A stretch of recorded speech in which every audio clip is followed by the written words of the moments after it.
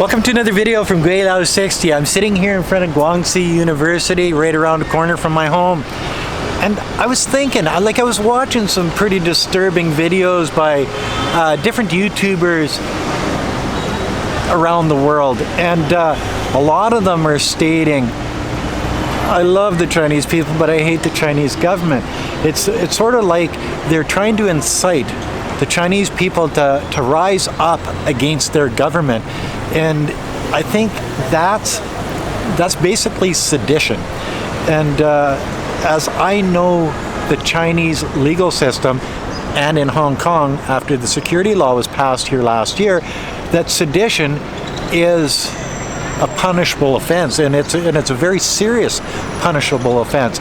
And this punishable offense can be against anybody worldwide.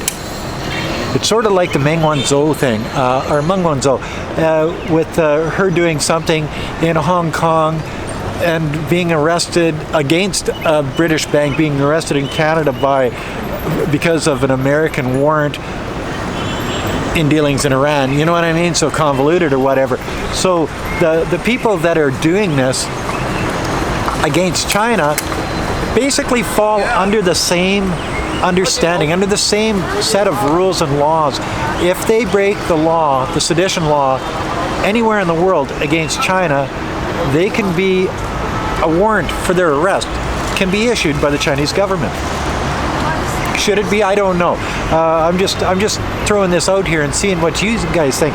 I want your opinion in the comment section below on this one, because this one here is sort of a scary situation for those people doing what they're doing. All right, so that's fine. So if they actually have committed sedition, whether they get found guilty or acquitted of the charge after they end up in a Chinese courtroom is basically up to the Chinese courtroom. All right, but okay, so what happens if a warrant for the arrest of, say, a clown in California was issued for spouting seditious things on the internet, say YouTube or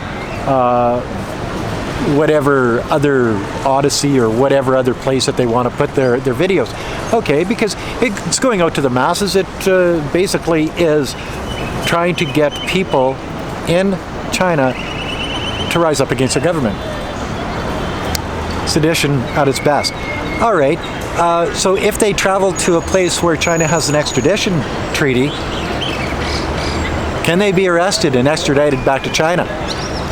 Do they have the money, like Meng Wanzhou, to fight that extradition in a country, or would they just throw their arms up and say, okay, take me away because I don't have any money to fight something like this? You see how when the shoe goes on to the other foot, you're all thinking, oh, they wouldn't, they couldn't, they shouldn't, you know what I mean? But they can, they might, and they could, you know what I mean? Like, it's just one of those things that people, before they make these videos and spout the hate that they do around the world and try to incite violence against a number of people, Chinese or Asian, it really doesn't matter, because nobody out there really knows the difference on the streets. And you've seen what's been going on in the Western world on the Asian hate thing. When they're doing this, when they're promoting this hate and sedition against a government like the Chinese government, should they be held responsible? Should they be arrested? Should warrants be made for their arrest? And if they ended up in a place that has an extradition treaty with China, should they be extradited to stand trial here in China? Okay, now to take this one step further, they're married to Chinese ladies, a lot of these people. And how does this impact their wives and their children? How does that impact their in-laws, aunts, uncles? Are they guilty by association, the wives, not the aunts and uncles and people in China, because they really have nothing to do with it. They're not part and parcel of the hate and the seditious talk that's going on the internet. But the wives, okay, now if the wife is part and parcel of this,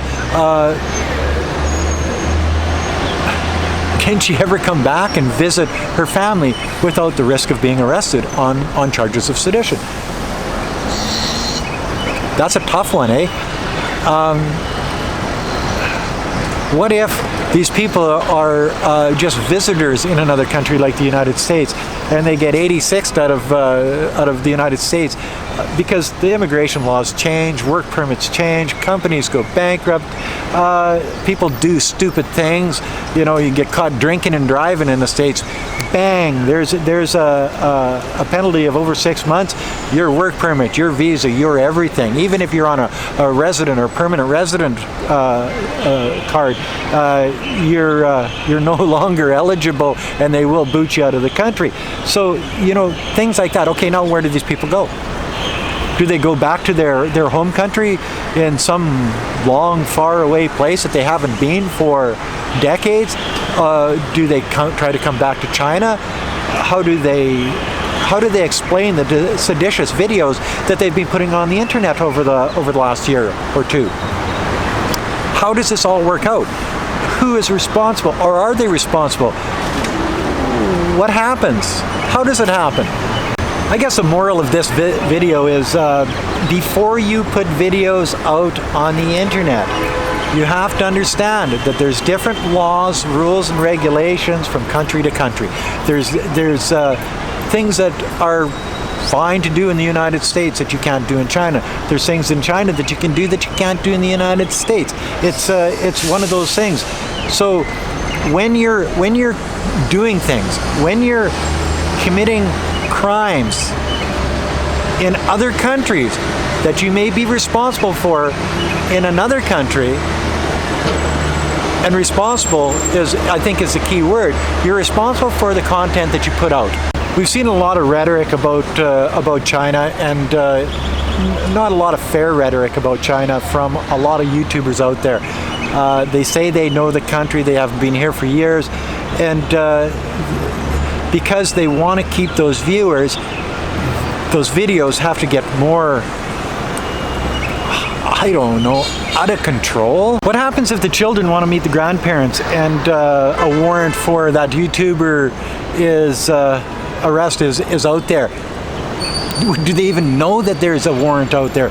So there's always that thought in the back of their mind that if I travel there, well, I don't even think they'd offer them a visa. I think they'd be blacklisted because of the type of videos that they put out and the inciting of hate against the Chinese people and sedition against the Chinese government. So, you know, I really don't understand why these people do stuff like this, because it just doesn't make a lot of sense. Anyway, this video isn't calling a good, bad.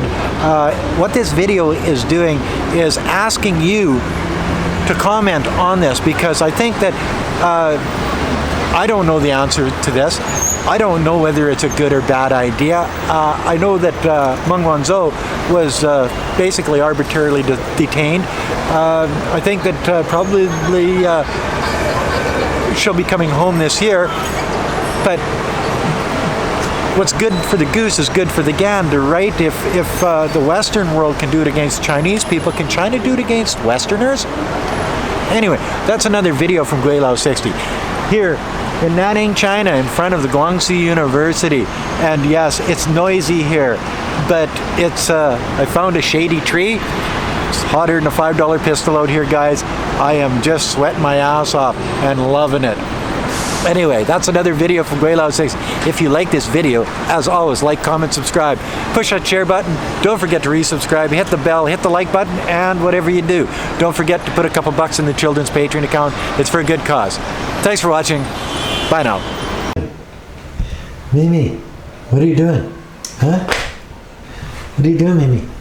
Huh? What are you doing?